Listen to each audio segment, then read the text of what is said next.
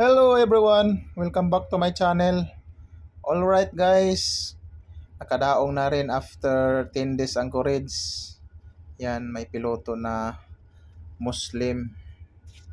Dito pala kami ngayon sa private port ng Bahadupi, Indonesia. Yung may-ari ng Pantalan guys. Ito yung factory ng mga bakal. Maglo-loading pala kami dito ng yan, makikita nyo yan, anode sink yan. Yung pandikit sa mga barko kung mag-dry dock, anti-rust.